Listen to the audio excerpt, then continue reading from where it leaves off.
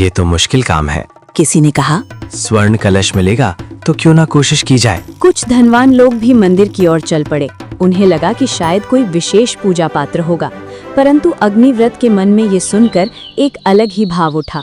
उसे लगा जैसे ये पुकार सीधे उसी के लिए आई हो। उसने पत्नी से कहा, मैं मंदिर जाऊंगा, शायद ये परीक्षा मेरे लिए ही रखी गई है। प्यारी ने कहा, यदि तुम सत्य का पात्र चाहते हो तो पहले अपनी आत्मा की परीक्षा देनी होगी। मैं तुमसे 3 प्रश्न पूछूंगा। अग्निव्रत ने हाथ जोड़कर कहा, पूछिए। पूछिए महाराज। पहला प्रश्न था, क्या तुमने कभी झूठ बोलकर लाभ उठाया है? अग्निव्रत ने सिर झुकाकर उत्तर दिया, मनुष्य दुर्बल होता है, पर मैं जानता हूँ कि झूठ का लाभ थोड़े समय का होता है और उसकी कीमत जीवन भर चुकानी पड़ती है। मैंने जीवन में कठिनाई झेली है, पर झूठ से लाभ नहीं लिया। दूसरा प्रश्न था, क्या तुमने किसी भूखे या जरूरतमंद को छलकर लौटाया है? अग्निव्रत की आंखें भर आईं। उसने कहा, कई बार मेरे पास स्वयं भोजन नहीं था, फिर भी मैंने जो थोड़ा था बांट दिया। अगर कभी मैं किसी की सहायता ना कर सका तो वो मेरी असमर्थता रही, छल नहीं। तीसरा प्रश्न था, क्या तुम सच के लिए हानि सह सकते हो? ये प्रश्न सबसे कठिन था। अग्निव्रत कुछ क्षण मौन रहा, फिर बोला, सत्य के कारण हानि तो हुई है और आगे भी हो सकती है, लेकिन यदि मैं सत्य छोड़ दूं तो मुझे जो लाभ मिलेगा वो मेरे भीतर का मनुष्य मार देगा।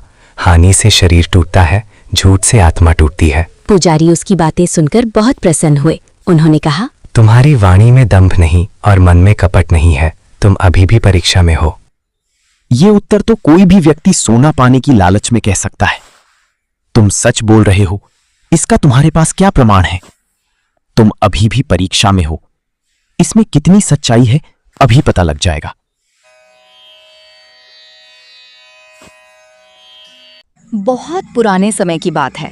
उस समय विदर्भ देश के एक छोटे से गांव में एक ब्राह्मण रहता था। उसका नाम अग्निव्रत था। नाम बहुत तेजस्वी था, लेकिन जीवन उतना ही कठिन। उसके घर में ना तो धन था, ना वैभव, ना आराम। एक छोटी सी मिट्टी की झोपड़ी थी जिसमें वो अपनी पत्नी के साथ रहता था। पत्नी का स्वास्थ्य अक्सर खराब रहता था और घर में कई बार 2 वक्त का भोजन जुटाना भी मुश्किल हो जाता था।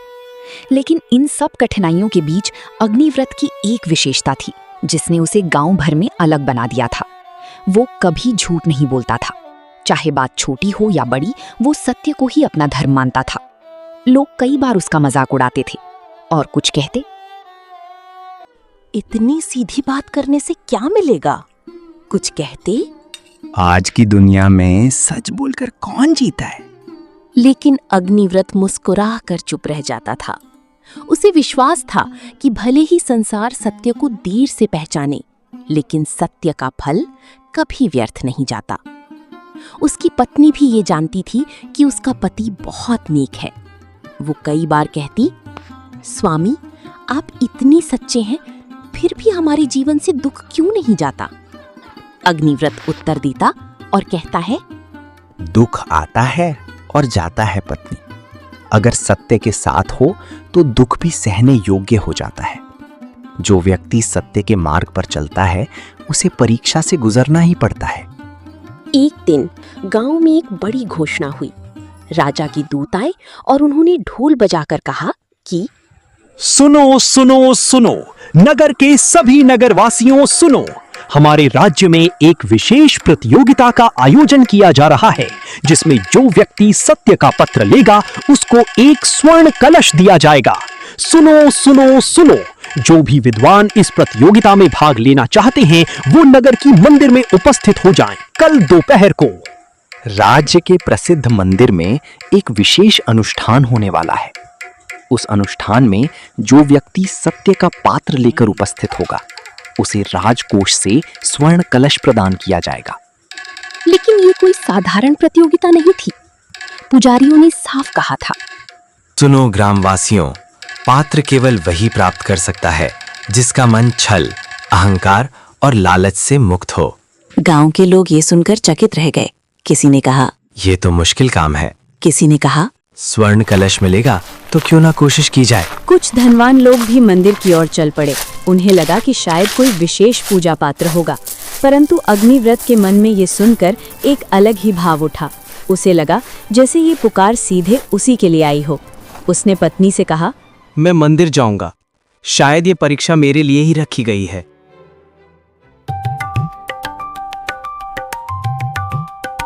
आपके पास तो कुछ भी नहीं है, खाली हाथ कैसे जाएंगे? अग्निव्रत ने शांत स्वर में उत्तर दिया। जिसके पास सत्य है वो खाली हाथ नहीं होता है। अगले दिन वो मंदिर पहुंचा।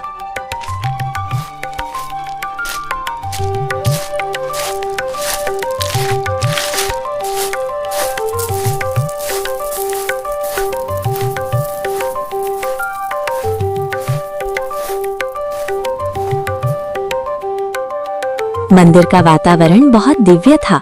शंखनाद हो रहा था, दीपक जल रहे थे और वेद पाठी ब्राह्मण मंत्रोच्चार कर रहे थे। मंदिर के मुख्य पुजारी बहुत वृद्ध और गंभीर स्वभाव के थे। उन्होंने एक एक करके कई लोगों को देखा, फिर अग्निव्रत को बुलाया। पुजारी ने कहा, यदि तुम सत्य का पात्र चाहते हो तो पहले अपनी आत्मा की परीक्षा देनी होगी। मैं तुमसे 3 प्रश्न पूछूंगा। अग्निव्रत ने हाथ जोड़कर कहा, पूछिए। पूछिए महाराज। पहला प्रश्न था, क्या तुमने कभी झूठ बोलकर लाभ उठाया है?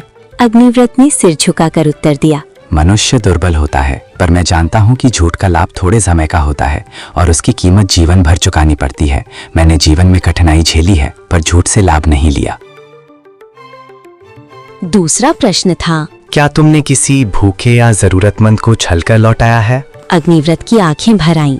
उसने कहा, कई बार मेरे पास स्वयं भोजन नहीं था, फिर भी मैंने जो थोड़ा था बांट दिया।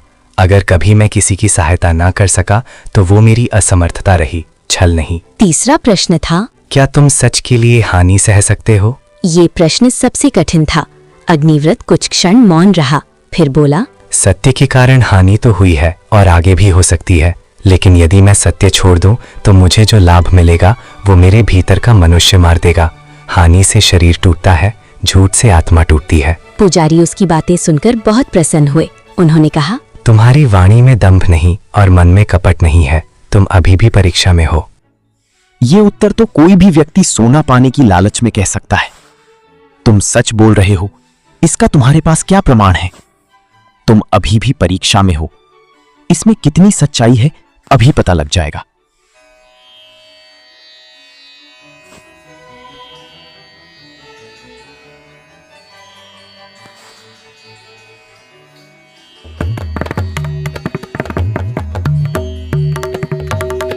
फिर पुजारी ने उसे एक साधारण सा मिट्टी का पात्र दिया। वो देखने में बहुत साधारण था, ना उसमें कोई सोना था ना चांदी। पुजारी बोले, इस पात्र को लेकर नदी तक जाओ, उसमें जल भरकर वापस लाओ। लेकिन ध्यान रहे, रास्ते में यदि तुमने एक भी झूठ बोला तो ये पात्र अपने आप टूट जाएगा। सभा में लोग ये सुनकर हंस पड़े। किसी ने कहा, मिट्टी का बर्तन और इतनी बड़ी परीक्षा? किसी ने कहा, ये तो बच्चों का खेल है। लेकिन अग्निव्रत ने पात्र को दोनों हाथों से प्रणाम किया, मानो वो कोई देव प्रसाद हो। वो मंदिर से निकला। रास्ता लंबा था और धूप तेज थी। उसके पास नए वस्त्र नहीं थे, पगड़ी सही नहीं थी और पैरों में जूते तक नहीं थे। फिर भी उसके चेहरे पर एक अद्भुत शांति थी। उसे भूख भी लगी थी, लेकिन वो पात्र को संभालता हुआ आगे बढ़ता रहा। रास्ते में एक व्यापारी मिला। वो धनी था, गाड़ी पर बैठा था और अपने सेवकों के साथ जा रहा था। उसने अग्निव्रत को देखकर हंसते हुए पूछा, ब्राह्मण देव, इस खाली पात्र में क्या रखने जा रहे हो? हवा?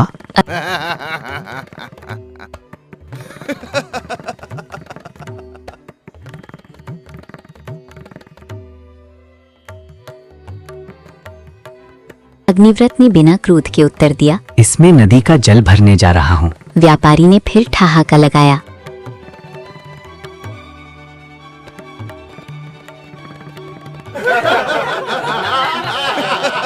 इतनी धूप में इतनी दूर तक सिर्फ पानी के लिए? शांत स्वर में कहा, पात्र मिट्टी का है, पर काम की परीक्षा मन की है। ये सुनकर पास खड़े कुछ लोग चुप हो गए। व्यापारी आगे बढ़ गया, पर अग्निव्रत के शब्द उसके मन में कहीं अटक गए। कुछ दूर चलते ही उसे एक रोती हुई स्त्री मिली। वो एक गरीब विधवा थी और उसका छोटा बेटा रोते हुए उसके पीछे खड़ा था। स्त्री ने अग्निव्रत को देखकर कहा, ब्राह्मण देव, क्या तुम मेरे साथ चलोगे? मुझे राजा के न्यायालय में जाना है। एक व्यापारी ने मेरे बेटे के साथ अन्याय किया है। अग्निव्रत का उद्देश्य तो नदी तक जाना था, लेकिन उसने स्त्री का दुख देखा और बिना देर किए कहा, मैं चलूंगा।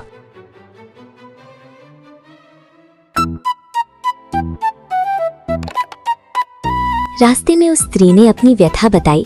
उसका बेटा थोड़ा सा अनाज बेचता था, लेकिन वही व्यापारी उसका दाम देकर नहीं, जबरन माल लेकर चला गया था।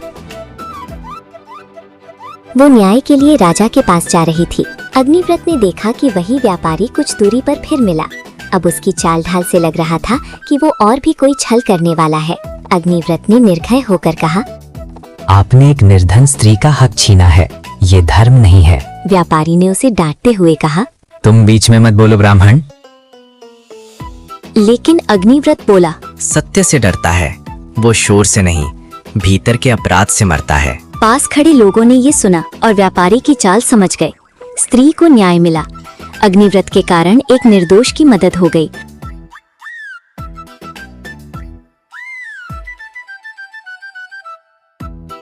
और उसके भीतर से और अधिक प्रकाश निकलने लगा। इसके बाद वो नदी की ओर बढ़ा।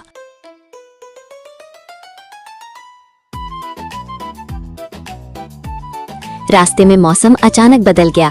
पहले तेज धूप थी, फिर बादल घिर आए। हवा तेज चलने लगी।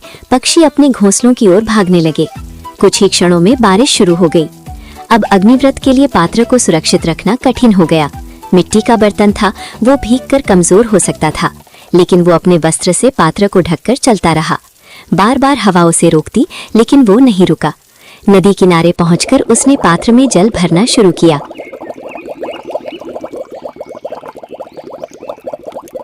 पानी बहुत स्वच्छ था। ऐसा लग रहा था जैसे उसमें चांदी की चमक हो।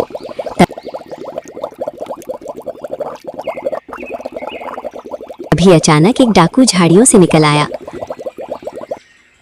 खान पंडित, जितना भी तेरे पास है मेरे हवाले कर दे, वरना तुझे जान से मार दूंगा। सावधान।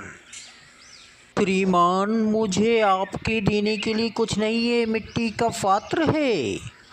उसके हाथ में तलवार थी। उसने गर्जना करते हुए कहा, ब्राह्मण, ये जो भी है मुझे दे दे, खाली हाथ लौट जा। अग्निव्रत का शरीर कांप गया, लेकिन उसने पात्र नहीं छोड़ा। उसने डाकू की आंखों में देखकर कहा, ये पात्र मेरा नहीं, सत्य का है। डाकू कुछ क्षण शांत रह गया। उसे समझ नहीं आया कि इस साधारण ब्राह्मण में इतनी निडरता कहाँ से आ रही है। उसके मन में वर्षों से दबी कोई भावनाएं जाग उठी। उसने पहली बार किसी को बिना भय के सच बोलते देखा था। धीरे धीरे उसकी तलवार नीचे झुक गई। वो पीछे हट गया और बिना कुछ कहे वहां से चला गया। अग्निव्रत ने गहरी सांस ली और पात्र को दोनों हाथों से पकड़े मंदिर की ओर लौट पड़ा। जब वो वापस मंदिर पहुंचा, तब सभी लोग वहीं उपस्थित थे। पुजारी, राजा, गांव के बुजुर्ग और अनेक श्रद्धालु उसकी प्रतीक्षा कर रहे थे। सबको लग रहा था कि वो केवल पानी भर कर आएगा, लेकिन जैसे ही उसने पात्र प्रस्तुत किया, पूरे मंदिर में आश्चर्य की लहर दौड़ गई। पुजारी ने पात्र खोला। सभी ने देखा कि उसके भीतर का जल साधारण जल नहीं था। उसमें एक अद्भुत प्रकाश झिलमिला रहा था। ऐसा लग रहा था जैसे जल नहीं, कोई पवित्र ज्योति उसमें समाई हो। मंदिर का वातावरण दिव्यता से भर गया। पुजारी ने गंभीर स्वर में कहा, जिसने जीवन भर सत्य को पकड़े रखा, उसके लिए मिट्टी का पात्र भी देव पात्र बन गया। ये स्वर्ण कलश उस व्यक्ति के लिए नहीं था जो सबसे धनी है, बल्कि उसके लिए था जो सबसे सच्चा है। राजा अग्निव्रत के पास आया। उसने कहा, ब्राह्मण देव, तुमने तो हम सबको शिक्षा दे दी। राज्य में बहुत से लोग धनवान हैं, पर तुम्हारे जैसा सच्चा हृदय बहुत कम है। अग्निव्रत ने हाथ जोड़कर कहा, महाराज, मुझे स्वर्ण कलश नहीं चाहिए। मेरे घर में धन नहीं है, लेकिन सत्य की कमी भी नहीं। यदि आप कृपा करना चाहते हैं तो निर्धनों के लिए अन्न कोष स्थापित करिए। राजा बहुत प्रभावित हुआ।